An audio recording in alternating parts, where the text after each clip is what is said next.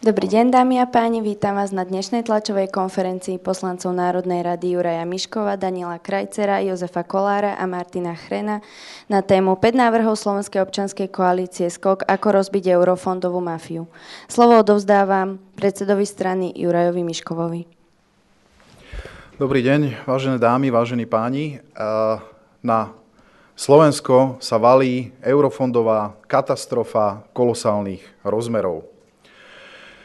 Už dlhodobo upozorňujeme na to, že Slovensko má katastrofálne výsledky v čerpaní eurofondov. Sme druhý najhorší, to znamená, že sme druhý odzadu v čerpaní eurofondov z príjmateľov týchto európskych fondov. Za nami sú už len Rumúni. A my sa pýtame, ak dokáže také Estónsko alebo aj Grécko čerpať viac ako 90% z eurofondov, ako je možné, že na Slovensku sme nedokázali vyčerpať alebo nedokážeme vyčerpať viac ako 65% z prostriedkov Európskej únie. Politickú zodpovednosť za čerpanie v prvom programovacom období nesie vláda alebo vlády Roberta Fica, ktoré vládnu bezmála 10 rokov.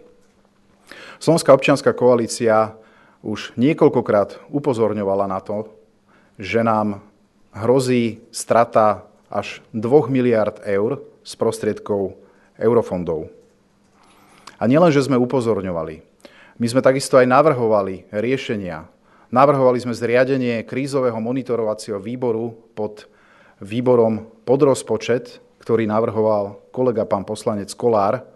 A takisto sme navrhovali aj niektoré ďalšie opatrenia.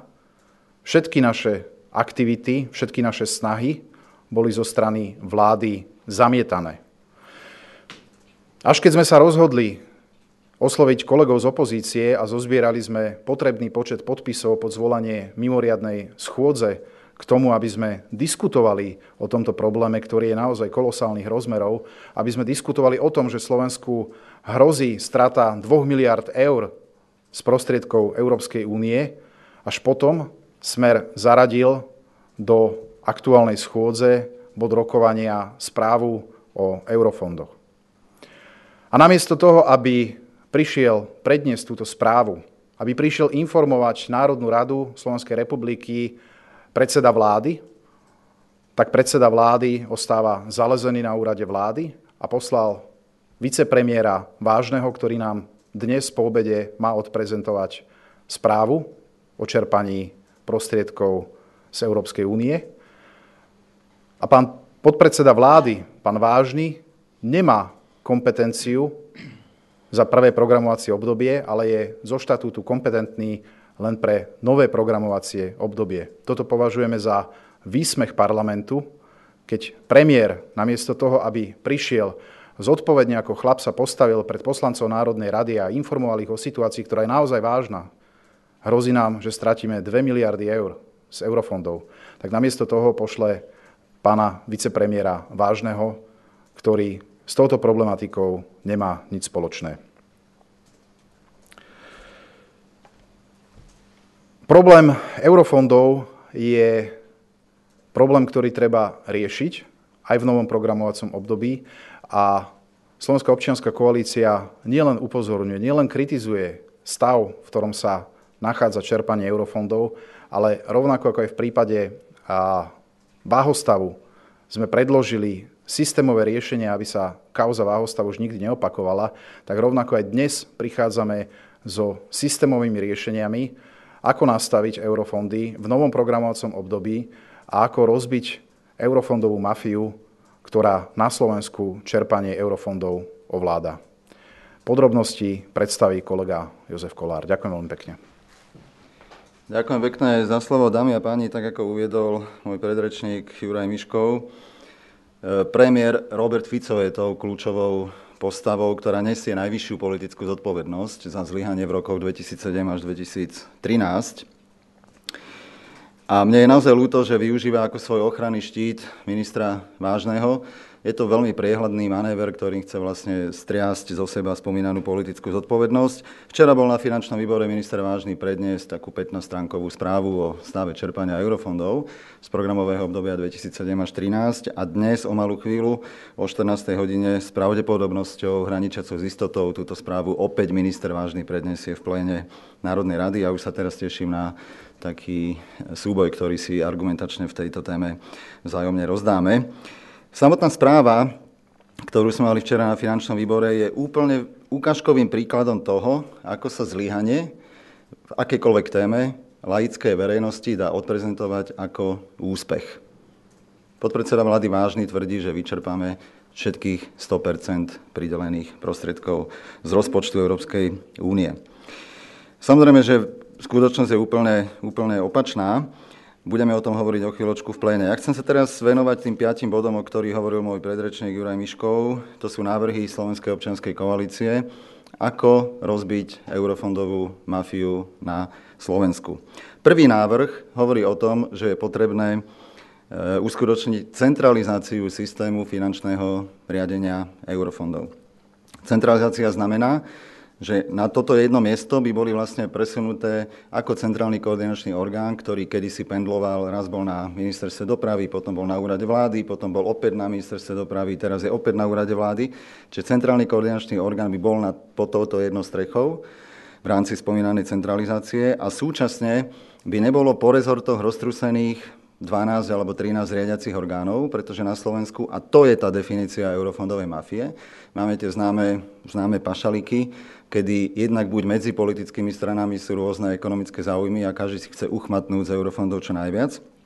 Poviem jeden príklad, ktorý sa odohral v prvej Ficovej vláde, keď Fico s hrôzou zistil, keď začal vládnuť s Mečiarom a so Slotom, že z 8 operačných programov 6 z nich je pod správou ministrov za Slovenskú národnú stranu. Tak okamžite zmietol zo stola celý národný strategický referenčný rámec, celé to prekopal. Čo bolo výsledkom toho?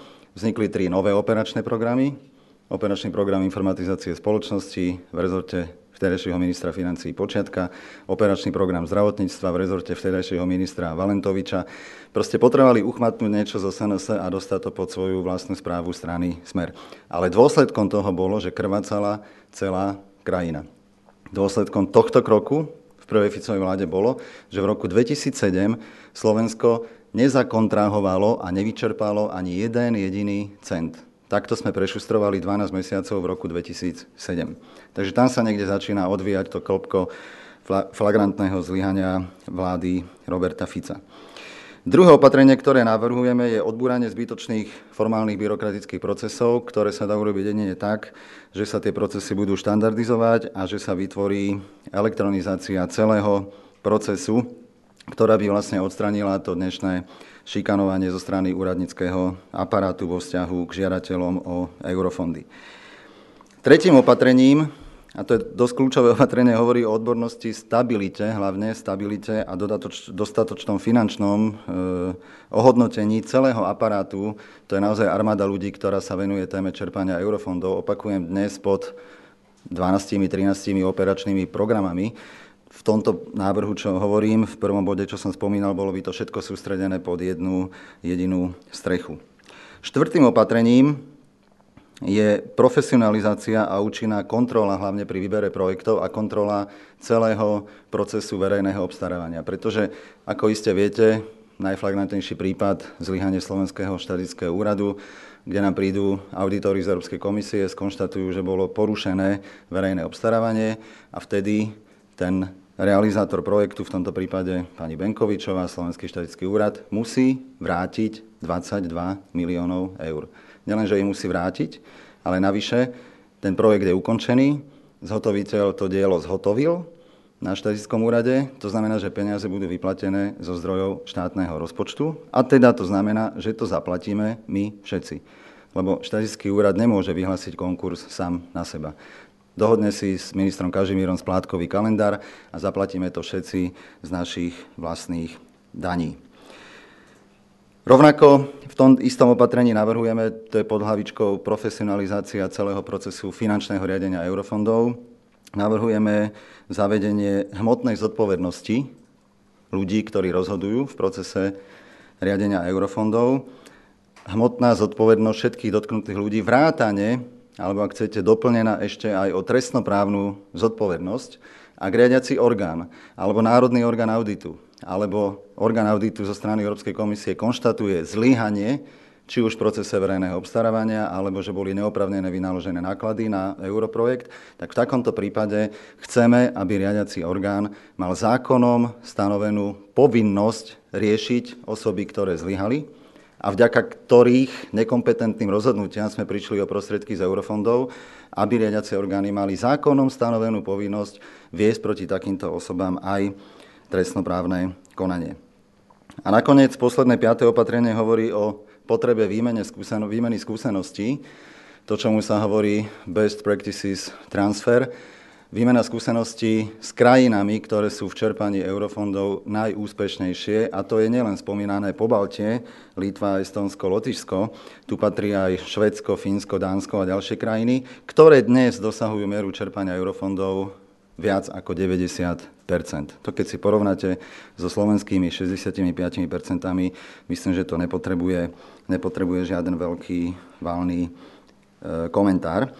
A súčasťou tohto posledného 5. opatrenia je aj využívanie tých odborných kapacít, profesionálnych kapacít, ktoré nám ponúka Európska komisia, hlavne teraz po nastupe novej eurokomisárky Coriny Creta, ktorá nedávno v marci navštívila Slovenskú republiku. Ja mám vážne obavy, že aj tento profesionálny aparát sa niektorí úradníci, ale aj najvyššie kompetentné figúry na riadiacich orgánoch zdráhajú využiť ten profesionálny aparát zo strany Európskej komisie, pretože tým pádom tu máte vlastne ten watchdog toho dozerajúceho psa, ktorý vám pozerá na ruky, a toto slovenskej eurofondovej mafii prirodzene nevyhovuje. Toľko k 5 navrhovaným opatreniam, ktoré už prirodzene celkom nepomôžu k tomu katastrofálnemu zlyhaniu za roky 2007 až 2013, ale dokážu zabrániť tomu, aby sa takáto situácia neopakovala aj pre 7-ročné programové obdobie rokov 2014 až 2020. Ďakujem pekne. Ešte aktuálne vyjadrenie Slovenskej občianskej koalície k voľbe predsedu NKÚ. Dnešok potvrdil to, čo hovoríme. Deliť Slovensko na pravicu a ľavicu stratilo akýkoľvek zmysel. Predseda SDKU navrhne kandidáta Smeru, ktorý je následne Smerom zvolený. O čom to svedčí? Svedčí to o tom, že pokiaľ ide o moc, stoličky a peniaze, tak sa ľavica dokáže bez problémov dohodnúť s časťou pravice. Toto dokážu zmeniť len budúcoročné voľby. Nech sa páči, dámy a páni, priestor pre vaše otázky. Ak nie sú ďalšie otázky. Či tomu správne rozumiem, že teda vy neboli už riadiace orgány pod jednotlivými operačnými programami, ale by existoval teda len ten jeden centrálny koordinačný? Každý operačný program, ktorý si príslušná členská krajina zvolí v minulosti Národného strategického referenčného rámca, alebo teraz v rámci tej tzv. Partnerskej dohody, to je len iný názov pre ten istý dokument na obdobie 14 až 20, tak ak si to členská krajina v nejakej štruktúre navolí, do akých oblastí, do akých operačných programov a v rámci operačných programov na aké strategické osy chce použiť pridelené prostriedky a dosiahne súhlas zo strany Európskej komisie, tak potom samozrejme, že je prirodzené, že každý operačný program musí a má mať riadiaci orgán. V našom riešení, v tom bode 1, úplne najkľúčovejší návrh, hovoríme o tom, aby toto všetko bolo scentralizované do jedného bodu, do jedného miesta. Čiže poviem príklad, ak bude 14 operačných programov, nech je 14 riadiacich orgánov, ale všetky nech sú sústredené do jedného bodu. Uviedol som príklad z roku 2007, to prekvapenie jedného rána premiéra Fica, ktorý zistil, že z 8 operačných programov 6 nemá Smer pod kontrolou a sú tam ministri za Slovenskú národnú stranu a vieme potom, akým konzekvenciám to viedlo, že sa rušili celé ministerstva a presúvali sa tie kompetencie. Tak takáto prax, takáto veľmi zlá, nepriateľná prax by po prijatí takéhoto návrhu už viac nebola možná. Všetko by bolo sústredené v jednom bode. A chcem povedať ešte k vašej otázke, že aj v prípade vlády jednej strany, nemusí to byť Slota, Fico, Mečiar, ale aj v prípade vlády jednej jedinej strany Smer SD sa stáva, že vnútri tej politickej vládnej strany je skupina bratislavská, skupina košická, dosadte si tam akékoľvek skupiny a tie majú tiež svoje vlastné ekonomické záujmy a preto im vyhovuje to dnešné delenie, že čo operačný program, to riadiaci orgán a všetko je v plus minus princípe pridelené, alebo kopíruje to viac menej jednotlivé rezorty, čiže jednotlivé ministerstva. Aby si z toho koláča utrhla aj tá košická skupina, aj tá bratislavská skupina a ďalšie. Tomuto je potrebné urobiť rázny koniec. Možno len krátko dodám, vyrieši to zároveň ďalší problém, okrem teda toho, že sa celý proces čerpania eurofondov zefektívni, bude jasná politická zodpovednosť. To, ako je to dnes nemajú eurofondy jasnú politickú zodpovednosť, pretože tých 12 alebo 13 riadiacich orgánov, ktoré sú pod jednotlivými ministerstvami a rezortami. A teraz, keď si poviete, že idete vyvodzovať politickú zodpovednosť za katastrofálne čerpanie, to je tých 62 alebo 65%, ktoré máme, voči komu budeme vyvodzovať politickú zodpovednosť? Voči komu budú občania vyvodzovať politickú zodpovednosť? Jednoducho nie je konkrétne zodpovedná žiadna osoba. Ide o kolektívnu zodpovednosť a navyše vicepremiér Vážny, ktorý je vicepremiérom pre investície a zároveň má na starosti aj eurofondy, v skutočnosti nemá žiadne kompetencie k tomuto prvému obdobiu, o ktorom sme hovorili. Čiže momentálne je vyvodzovanie politickej zodpovednosti absurdné, pretože dnes nie je jasne daný konkrétny politik, konkrétna osoba, či je to minister, podpredseda vlády, ktorý by zodpovedal za túto oblasť a mal by nielen zodpovednosť, ale mal by aj kompetencie v tejto oblasti. Ešte nejaké otázky? Ak nie sú ďalšie. Ja by som len stručne dodal, že keď hovoríme o tej politickej zodpovednosti, ak Slovensko nevyčerpá až 2 miliardy eur, to je tak obrovská suma, to je 2000 miliónov eur. To je 2000 CT-čiek. 3 dni a 2 noci sme tu kvôli jednej kauze CT sedeli v parlamente a odvolávali jedného ministra. Tu je kauza 2000 krát väčšia. Za 2 miliardy eur by vláda mohla kúpiť naspäť celý Telekom a ešte aj celé elektrárne a ešte by jej zvyšili peniaze na splácanie dlhu. Čiže tak dôležitá schôdza a tak dôležitá debata v parlamente, aká sa tu odohrá dnes popoludní, ešte zrejme v tomto volebnom období v našej Národnej rade ani nebola. Ak nie sú ďalšie otázky, ďakujem vám veľmi pekne za vašu účasť a prajem pekný deň. Pekný deň, dovidenia.